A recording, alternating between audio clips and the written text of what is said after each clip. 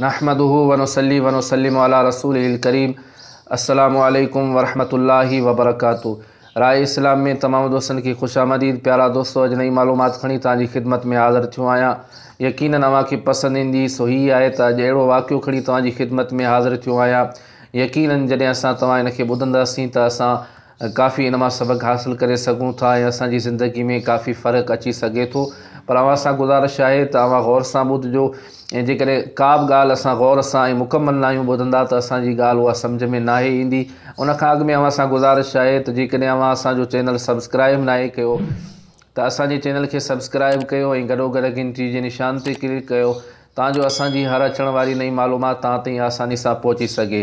त हा दोस्तो, हिकु मैयत जे मथां नांग जो हमलो थियो, इहो वाक़ियो अव्हांजी खिदमत में अर्ज़ थो कयां। हज़रत अबू हुरैरा रज़ी अल्लाह ताला अन्हु खां रिवायत आहे त नबी पाक सल्लल्लाहु ताला अलैहि वसल्लम जिन जे ज़माने मुबारक में हिकिड़ो शख़्स फ़ौत थी वियो। अल्लाह जा महबूब करीम सल्लल्लाहु ताला अलैहि वसल्लम जन उन जी जनाज़े नमाज़ पढ़ाइण जे लाइ तशरीफ़ फरमा थिया त हुज़ूर अलैहिस्सलातु वस्सलाम जिन ॾिठो त उन जनाज़े यानी मैयत जे कफ़न में हरकत थी रही आहे। अल्लाह जे महबूब करीम सल्लल्लाहु ताला अलैहि वसल्लम जिन क़रीब थी करे उनखे ॾिठो त उन जे अंदरि हिकिड़ो नांग आहे जेको उन मैयत जे रत खे चूसे रहियो आहे ऐं उन जे गोश्त खे खाई रहियो आहे।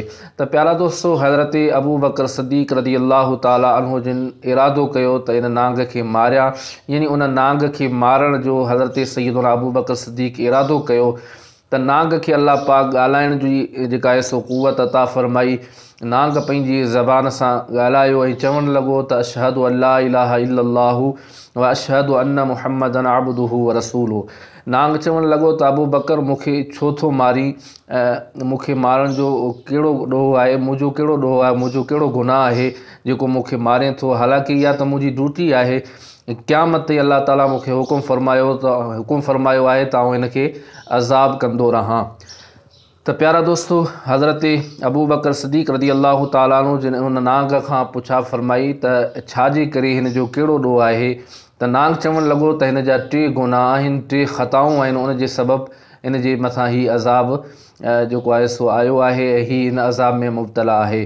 प्यारा दोस्तो, नांग चवणु लॻो त हिन जा 3 गुनाह 3 ख़ताऊं आहिनि। पहिरीं नंबर ते त ही बेनमाज़ी हो ऐं ॿिए नंबर ते ज़कात अदा कोन कंदो हो ऐं 3 नंबर ते उलमान जूं ॻाल्हियूं कोन ॿुधंदो हो। त प्यारा दोस्तो, ही 3 अहम जेके ॻाल्हियूं आहिनि सो असां तव्हां बि गौर ऐं फ़िक्र कयूं त असां तव्हां बि छा हिननि खां नावाक़िफ़ आहियूं। असां तव्हांखे बि गफ़लत न करणु घुरिजे।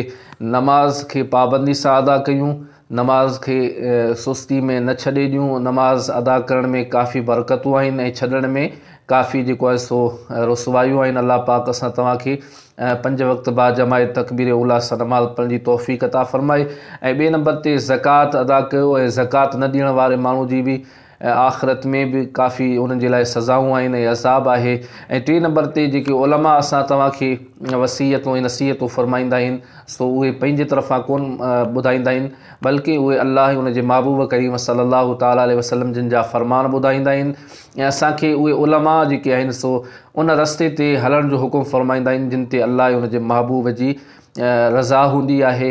त असां उन्हनि जी ॻाल्हियुनि खे गौर ऐं फ़िक्र सां ॿुधूं जेके उलमा असांखे वसीयतूं नसीहतूं फ़रमाइनि था, तलक़ीनूं कनि था, त यकीनन इहे असां तव्हांजे फ़ाइदे जे लाइ कनि था।